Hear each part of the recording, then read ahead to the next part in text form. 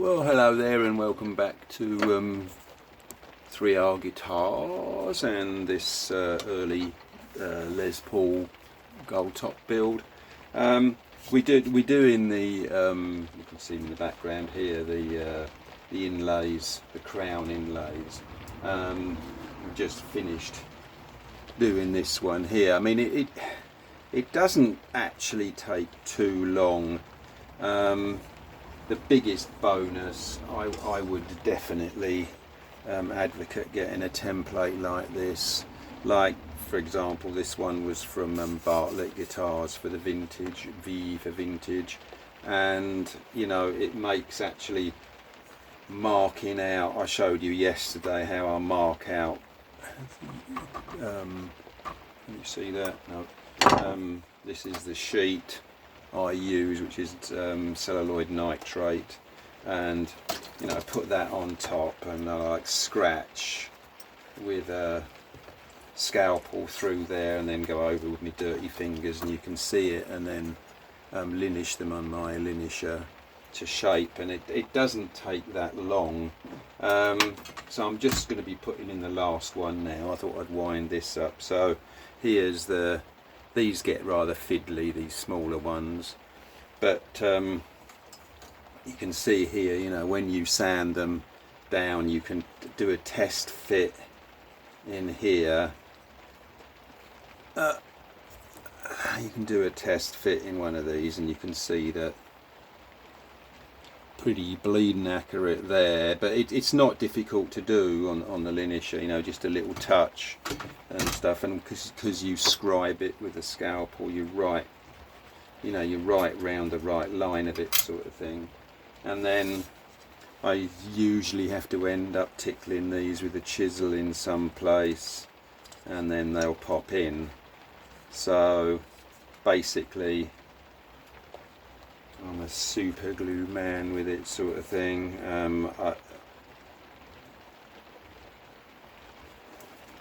The original, I've seen it quoted that they used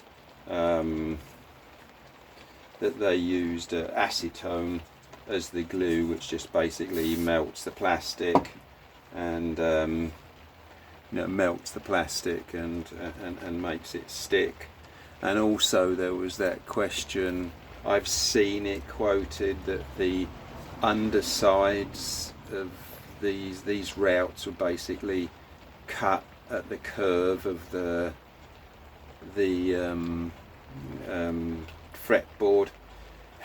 I don't know whether I believe that or not. I've never seen it.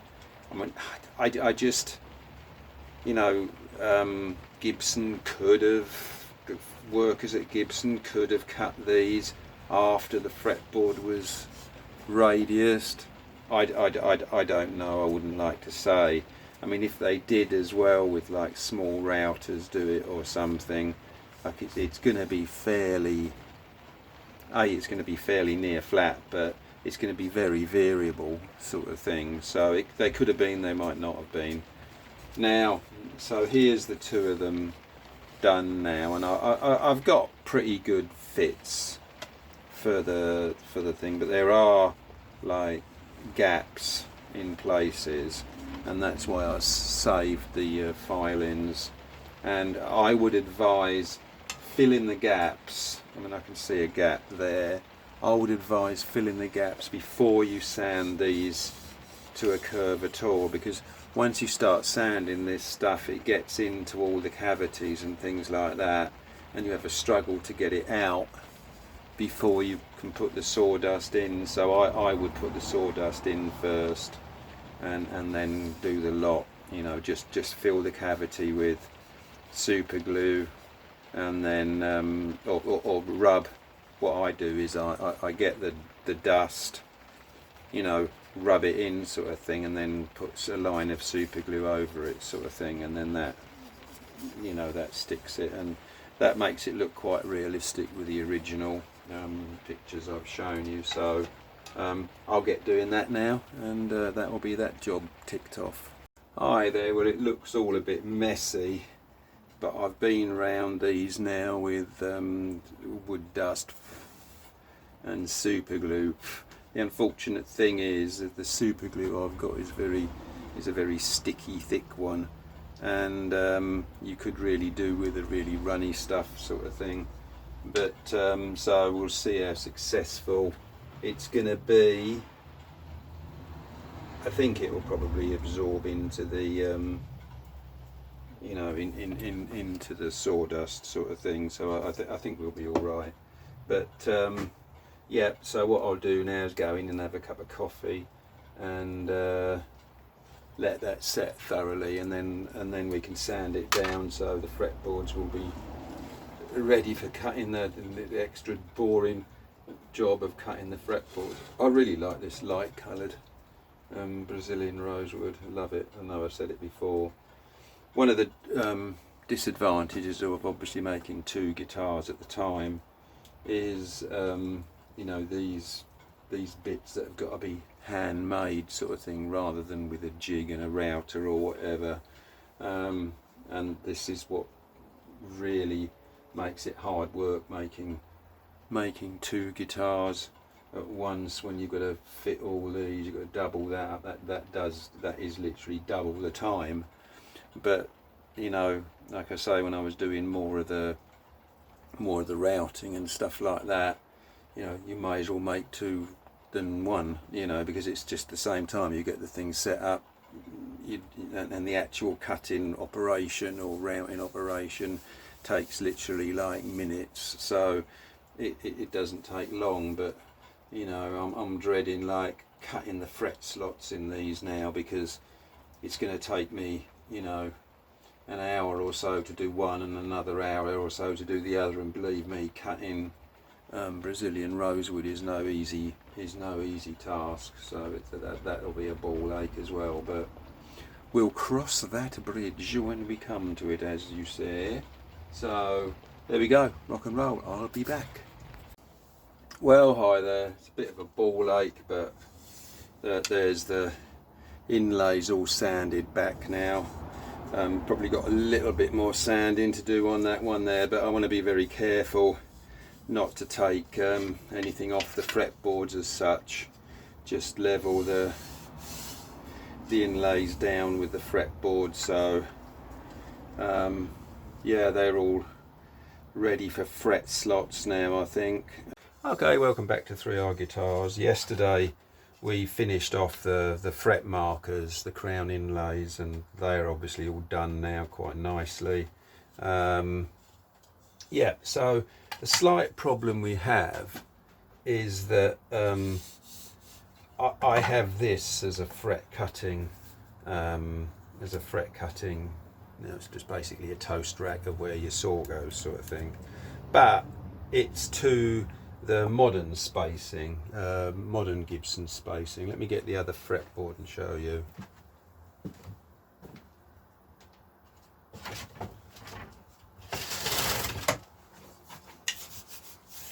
Right, so this is the Gibson modern fretboard,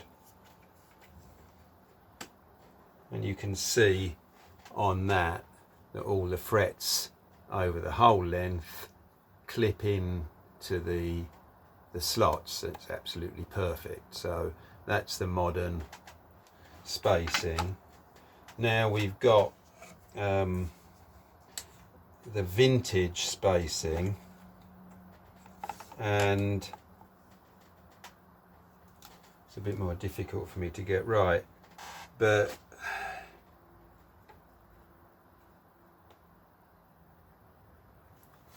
get it on the right bloody fret slot and go for the 23rd. There's 23 frets on here, or 24. Right, so that's the vintage spacing now, and you can see that so if you start at the 22nd fret up here, locate that in there, you can go all the way down to, sorry my eyesight's a bit, you can go all the way down to about the 6th fret, and it's absolutely fine down to the 6th fret. So I've got it located in the 22nd fret there, and they're all fine all the way down to the 6th fret is absolutely fine, and it starts wandering at the 5th, 4th, 3rd, 2nd, 1st fret, and you can see the 1st fret is probably a couple of mil out. So the slight problem I've got is when I put, you know, you when you cut frets, you generally line it up, you know, on the top nut and then start sawing. Well, I can't do that, or if I did, I'd have to readjust for every fret.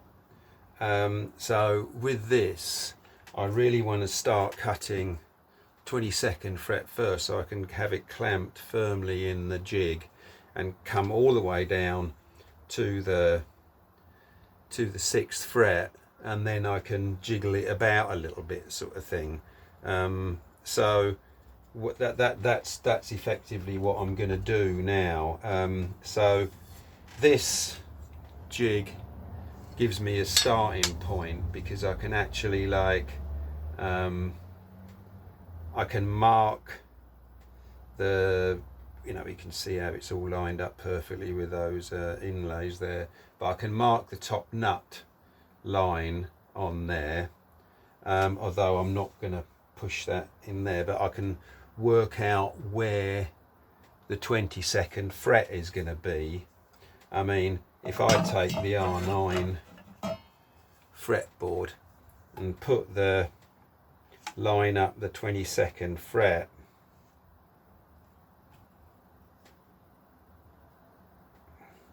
I can draw, see the top nut is basically in the same place on here, so I can, well, you know, but what am I trying to say is I'm going to start at the 22nd fret, keep cutting down, but I've got to line up the 22nd fret exactly right.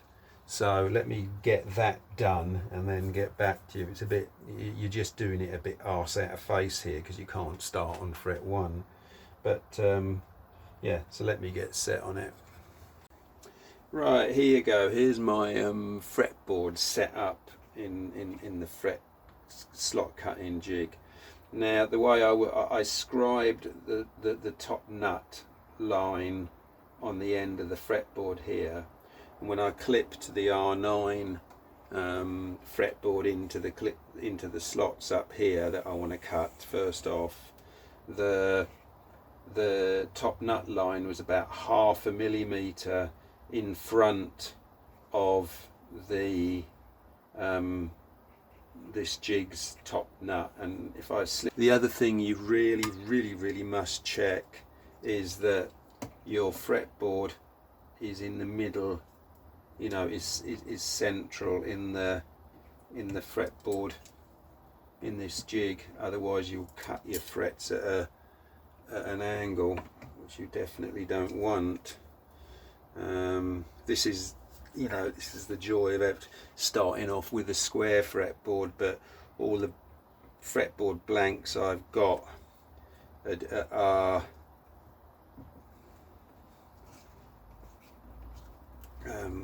tapered, and I mean, I'm right there now, but believe me, this has taken me about, you know, just about half an hour to clamp in the right place. And this Brazilian rosewood is a real bitch to saw. I mean, I can probably only stand to do like a few frets at a time, and then just get pissed off and go away. But let's just start off on the 22nd fret, and so here we go. I've got the fretboard clamped in place now, lining up the top nut with where it was on the R9, which is about 1/2 mil shorter than the top nut position on the new fretboard markings, you know, on the new Gibson fretboard. So we're just on there. I've started cutting I checked with a few like little marks that, you know, I'm basically, you know, in the right place with the frets, sort of thing, that you know, my markers aren't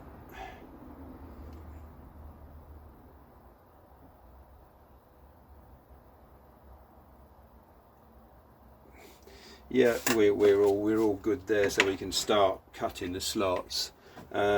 Make sure you have the thing absolutely clamped to within an inch of its life, because if it's on this rubber base to stop it, but if it moves at all, it's just a bitch to cut.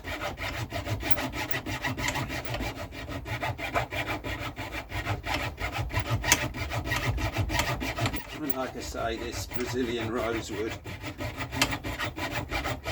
is an absolute bitch.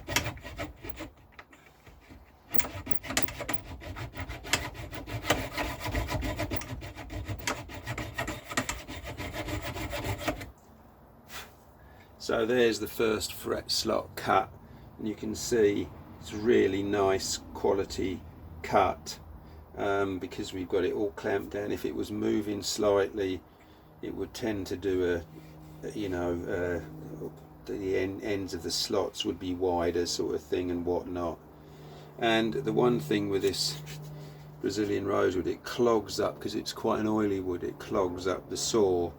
So either get a wire brush, or make sure, to brush the teeth, or just make sure that you keep it clean.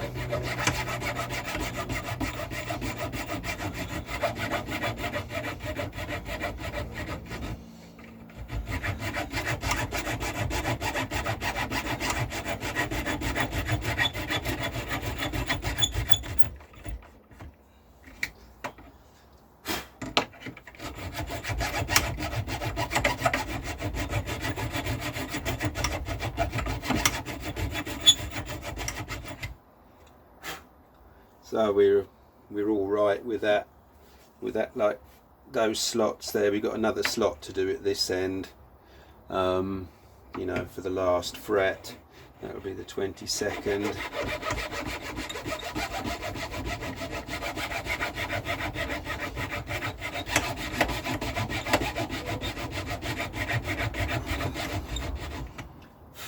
I do like to actually put a bit of WD-40 in there, but you can see what I'm doing now. It's just slow boat to China, so I'll get back to you when we're done. Hi there. Well, I just wanted to bring you back at this stage of the, we just cut the fret slots in it, and I was looking at the fretboard, and I wasn't overly happy with some of the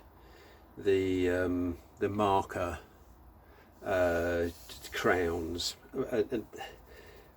Some of them just looked a bit off, either not in the middle of the frets or tipped a little bit, and really I think that is down to like just a number of inaccuracies just adding up, kind of thing. I mean, you're talking like millimeters.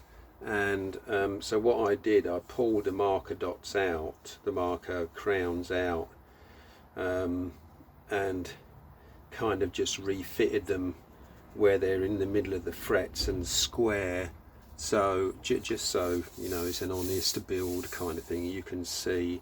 So I've just had to do those ones again, and generally I just had to like nudge them forward by about a millimeter. This one was actually twisted, so just needed really more straightening up, but that sort of thing just really jars my eye, sort of thing, when something is not straight or square. I mean, I'm not bothered about it at all, actually, because like where I've had to sort of trim the routings, sort of thing, the sockets for them, if you like, and move them up a little bit, you'll just get some what looks like darker filler around the edge, which is exactly like what the vintage ones look like anyway. So I've got some cleaning up to do on there, but just to be 100% like honest with the build, obviously I've got some some inaccuracies creeping in somewhere. Either it's that metal template that's not right, I think that's correct, but it's more likely, I think, my pin router probably not quite being over the over the pin 100% accurate. I mean, you are literally, you know, if one of these is a millimetre out between two fret slots, you can see it like a sore thumb sort of thing. So I wanted to get it right, because like I say, it would have really, you know, I'd have kept looking at that and thinking, oh Christ. But what I'll do now, I just wanted to show you at this stage with the filler around them, the new filler. What I'll do now is I'll file that down and then get back to you with the final look. Yeah, so here's what we're looking at basically. I mean, you can see on the picture there, which I've shown you a couple of times before, all the junk and gunk around the marker crowns there. So there's mine now with a bit of fretboard oil on. You know, so they're certainly no different than the Gibson ones kind of thing. So I'm, like I say, I'm not unhappy with it, but I would be, well, I mean, actually, if you look at, that's interesting, if you look at this one there, you can see how far off centre it is. I mean, that gap at the back, considering that's the shadow of the fret there, is like double the gap at the front. So obviously, like, I mean, that one's looking a bit obliquely from the camera, but certainly looks as though it's canted further forward in the slot. So maybe they weren't that accurately placed anyway. I don't know how many pictures I've got of fretboards in here. Not many, I don't think. But that is interesting, that looking so much further forward than I mean, you know, looks to be like if you take the fret as probably 2 millimeters wide at the most, looks to be about 1 millimeter there, and there looks to be about at least a fret width there, so it's like well forward. But oh well, anyway, like I say, I've moved mine, and that's what they look like. So I'm quite happy with that, really. So what I'm going to do now is get on and go through the ball ache of cutting the fret slots in the next fretboard. So there we go, but I won't show you that because I've done it once. Well, I've now cut the other fret slots on here, and like there was only one fret that was this one, the 5th fret, that was actually really noticeably too far back, so I had to move it forward by about probably like 2 mil or something. So I don't, you know, if I had a consistent inaccuracy or something, both fretboards would have been the same, but I mean, this one, you know, these are all like perfectly in between the frets.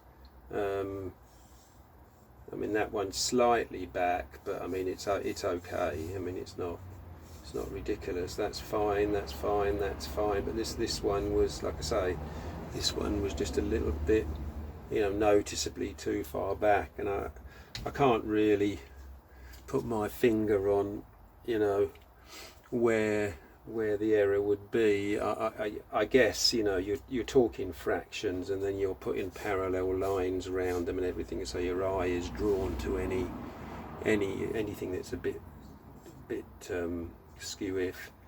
But yeah, I'm guessing maybe on that last one,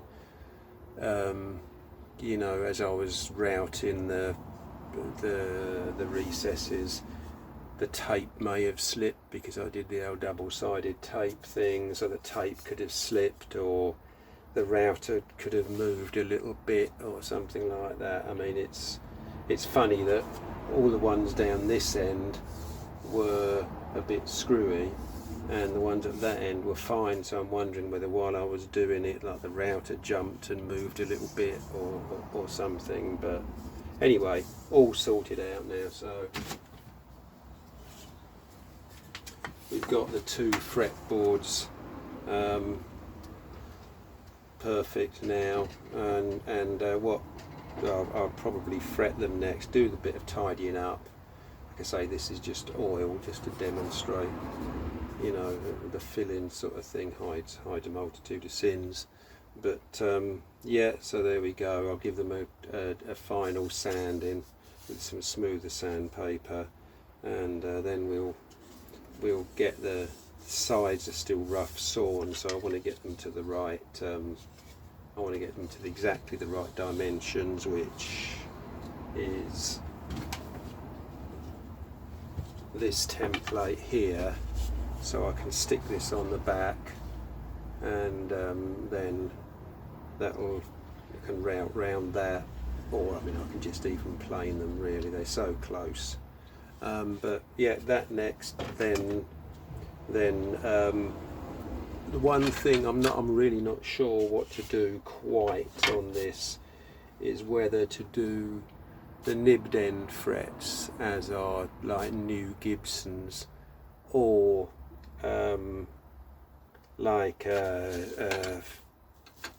just fretted over the binding. The thing is that, you know, with a vintage guitar, one of the like giveaways is you know, if you have got like the original nibs on the binding, like, why are they there? Because in 70 years or whatever it should have been refretted at least a few times. And it's not, you know, it's not one of, in all the refret jobs I've done for people, I've never got asked, oh, can you do nibbed ends for me on the frets? Guitarists are either a sort of, what's the word, non-committal about it, they don't care, or they don't like nibbed ends, because sometimes, you know, if the nib comes away from the end of the fret, you get a nice little slot that the string catches in.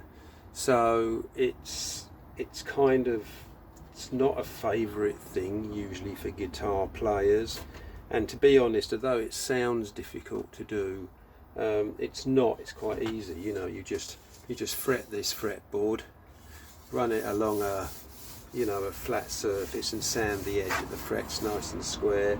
You stick the binding on, and then you like, you know, you scrape or file the binding between the frets down, and that, so it's nice and easy to do, and probably it doesn't take any longer than doing, you know, neatly finishing the end of metal frets against a plastic binding sort of thing. So it's kind of half a dozen of one, six of the other. But yeah, so I'm not quite sure what I'll do there yet.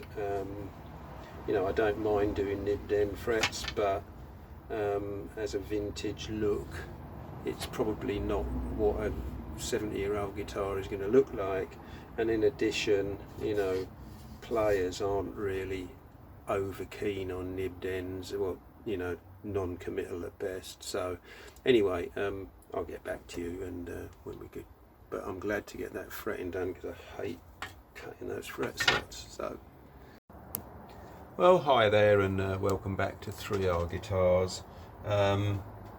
Been working on the necks for the last few days, and must admit got a bit bored with that when we finally cut the fret slots yesterday, which was like it's always a bit of a gutty job sort of thing. So just in the post yesterday I got the binding for the body, which I think it's 1.5 millimeters by 5 millimeters, and it's like ABS, so it's the right sort of plastic. I was hoping, you know, this is how long it is. Honestly, £7, how can that be? Or £8, how can that be £8? Honestly, it's right ridiculous. You pay for stuff. You know, and also I was hoping to get the neck the neck out of this as well, but there's no way there's enough on there. I might be able to do one fretboard with it, but you know, it just frustrates me, honestly. Anyway, stop my moaning for the morning. Right, so when it comes to binding on these things, you know, it's documented. I don't know whether it's just documented or folklore that you know, the body had ABS binding and the neck was royalite, and everybody goes on about, oh yeah, I've got, you know, if you want a piece of royalite binding for the neck, you know, you're looking at a lot of money, you know. But I mean, the thing is that we know, when I did a bit of research on it, I mean, again, you've got all these tire kickers on the forums, sort of thing, make up a load of stuff, you know, about, oh, you know, how they sent away binding for it to be analysed, you know. Oh God. Anyway, if you read, royalite binding is actually ABS anyway. It's like a type of ABS, or it's like the name of the manufacturer or whatever. So, I mean, you know, in all the original Les Pauls I've worked on and stuff like that, I've never actually noticed any difference in the binding between the body and the neck. Doesn't seem to be any visual difference or any colour difference, or, I mean, sometimes the binding on the neck is more white, especially on the bursts and things like that, but it's so difficult to tell, you know, whether it is anything special or not. I mean, I'm, you know, probably writing off what people say on the forums and things like that a bit too cavalier, but I honestly have never like seen any difference between the binding. Anyway, so this is just ABS. I mean, back in the 60s, in the 50s, you probably only had 3 types of plastic, and ABS was fairly new. You had cab plastic, which is butyl or something, the B is, and Bakelite, and I would think that was it. I mean, you know, if you looked on 50s cars at the time, there was no plastic on them, or very little. So cab plastic was like used for the pickup surrounds on the burst Les Pauls, and it's very flexible. You know, the plastic's plastic to me, sort of thing, and you know, over the years, you know, the chemical makeup of the plastic will probably change as sort of cellulose leaches out of it and things like that. So I'm not going to get too wound up on the plastic. So first thing is, you know, this binding is, you know, got to go round here, fits very nicely. You know, it's very good. It's going to be quite easy to do, I think, and I'm going to glue it on. I mean, again, the glue they probably used to stick it on was like acetone, but I'm gonna use super glue. I'm not going to use acetone. The thing is, I kind of want to start. I like to start here in the middle at the back, but I don't want to waste any. So what I'm going to do is work out where this is going to.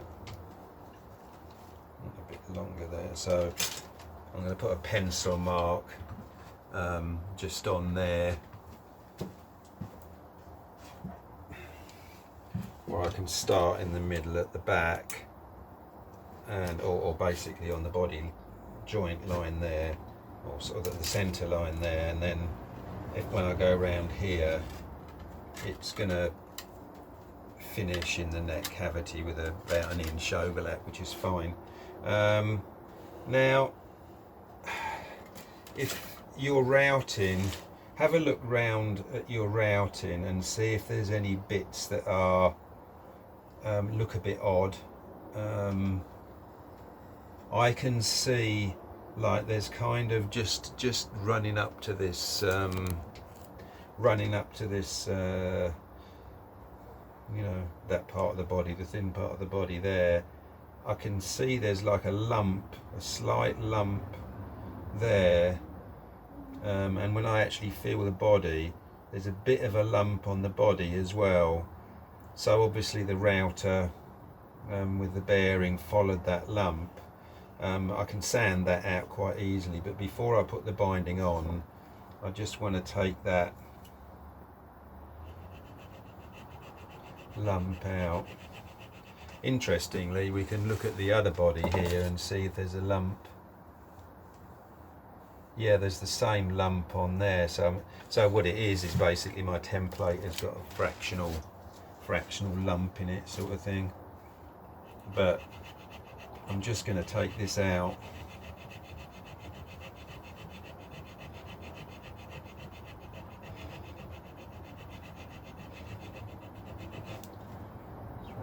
Yeah, we're getting there. And one thing with the binding, I don't like to overwork the channel that you've routed, because you know you can like tip the sides a little bit with filing it by hand. So I do like just to, you know, address the little bits with the minimum I can and leave the routing as it kind of is, you know, because I find that the most accurate. Now I like to start at the back because you can basically do the whole back in one go, and then put a clamp in the waist of the guitar here, and then and you know, that pulls the whole thing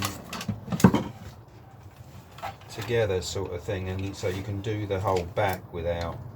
I don't like using tape unless I have to, because the super glue really sticks the tape down as well, and you know, ends up making a bit of a mess. So what I'm going to do first is just glue a bit on the back where I want, and generally I hate doing binding, but the neater you can do it, the better, you know, the tidier. So let's just start by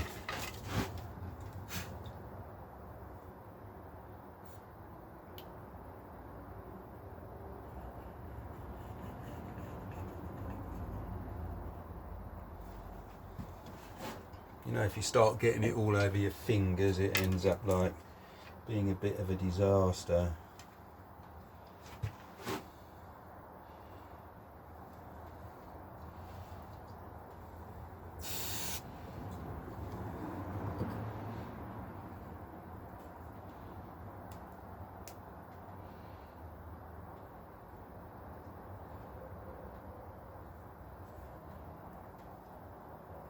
Right, so that's got it started, and really check that it's like pressed down and done nicely. And check that, yeah, we've got like a little bit in the neck joint there, so we're okay there. So we've got the back basically on. Let's get this body out of the way.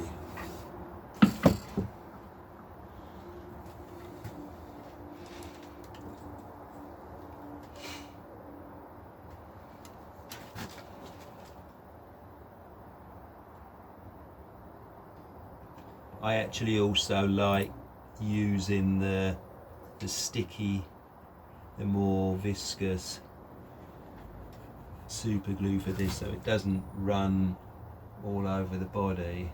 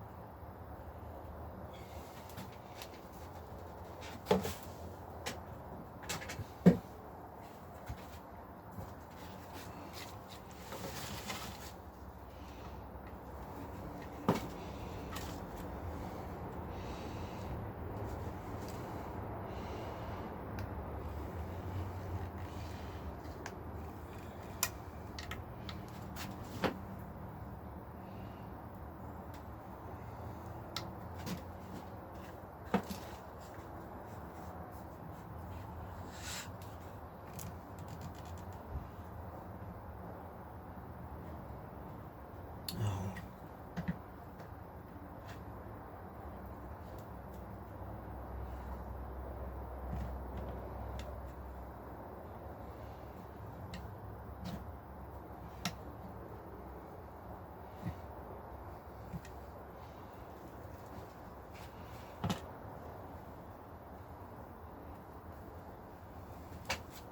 You need a little bit of tape there.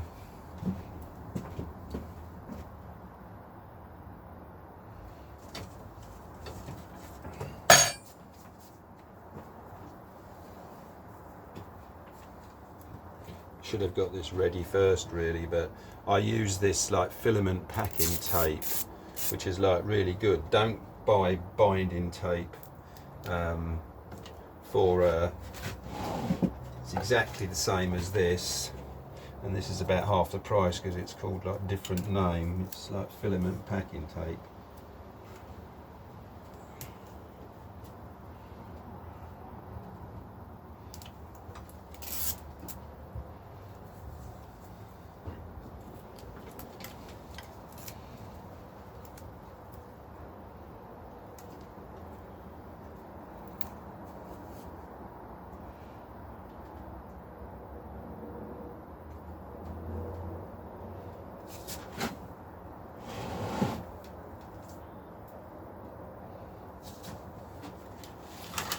Gone a bit over the top on the glue here, but no matter. You can like see how well that's stuck on now with just like one clamp.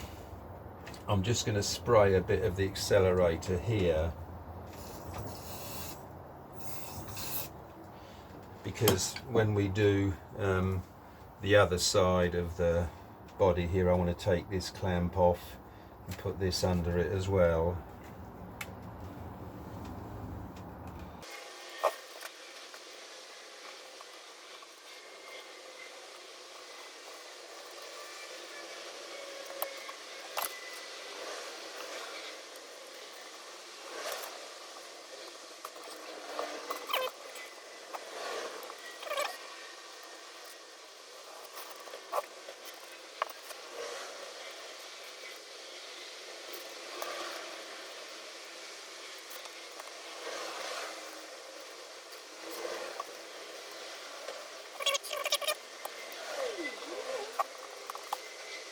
Better. Again, you can see how neatly that is joined. You know, it fits perfectly to the top edge of the body and around, and that's just with one bit of binding and a one clamp and a bit of binding. Now we can like do this edge here, and again I can put a clamp across there to hold that in without having to go to all the fuss of tape. I mean, I can use one of these clamps, but that's a bit long and awkward, but so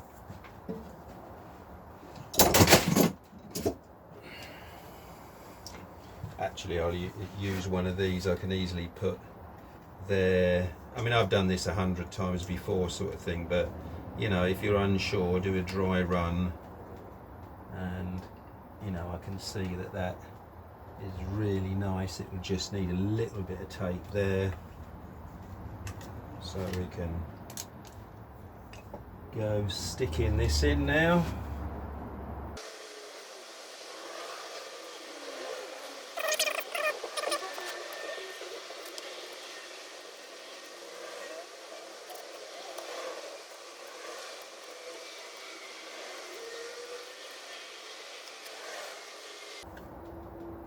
So right, we've got that done, and you can see again it's a very good close fit, really nice. Now this bit is the bit that's more awkward, this horn round here. You know, very important to like trial fit it, and what I actually like to do, there is a good chance going round this tight edge that you'll actually break the binding, and you don't want to do that. because it just will look odd. So use a paint stripping gun.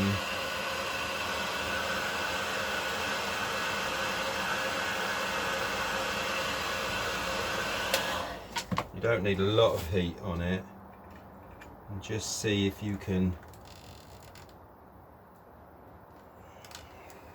just encourage it.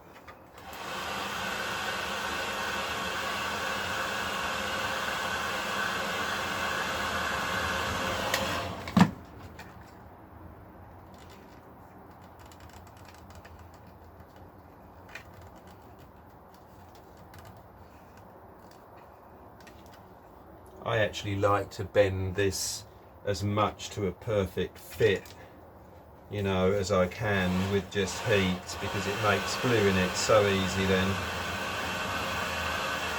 As you warm this up, you can see it starts to like move by itself when it gets hot, and so be careful not to overheat it and like melt it. You just want to soften it.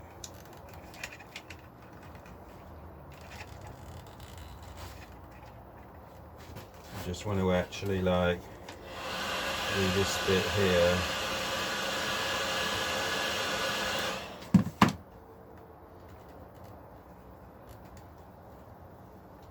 Now we've got that actually fitting quite well now. You can see that I can push it in place quite easily with my fingers, and you don't want, like, you know, just be careful you get everything right, you know, that the binding is sat down hard on the body. So what I'm going to do now, let me just get a few bits of tape pre-cut. This is obviously the most tricky bit, but providing you don't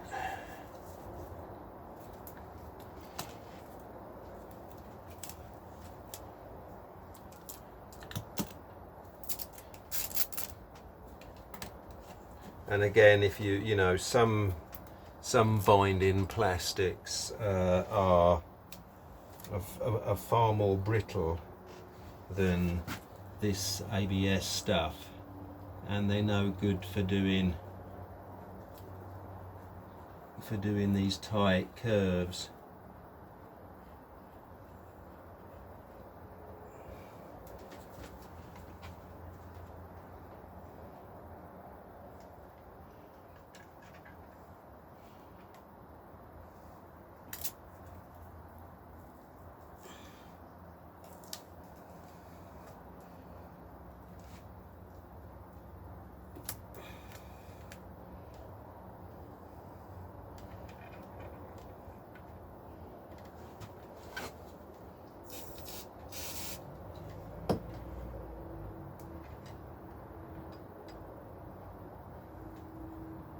I'm just making sure that the binding is just rammed into the recess that it's meant to be in.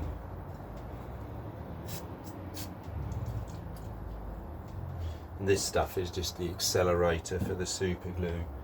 I mean, it's just a godsend.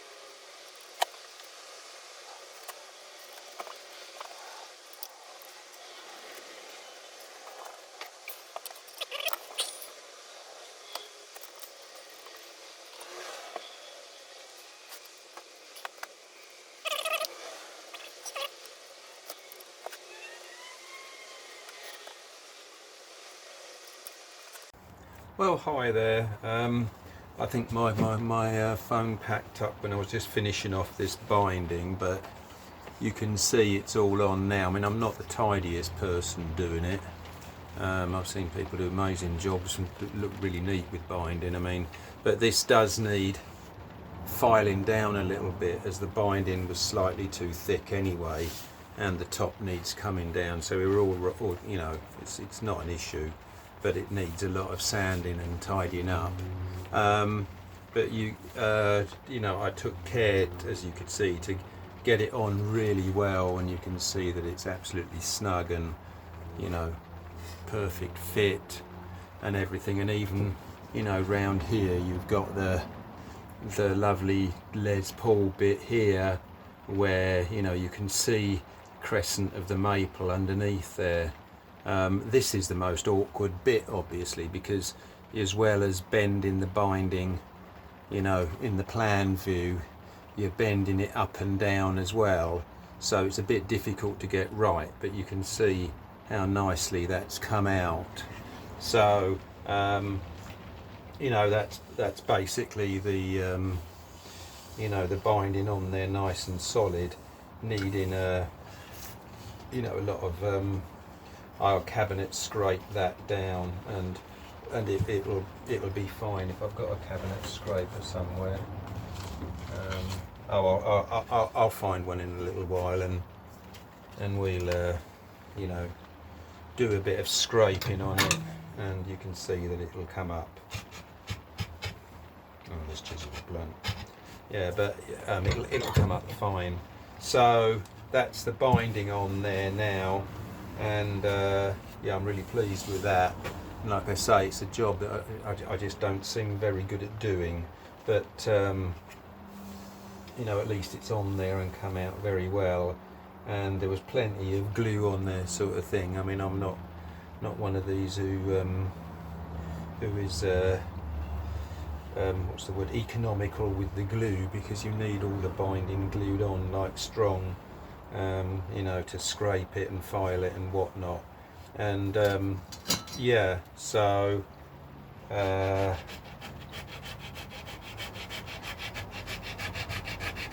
see if we can clean up this bit here.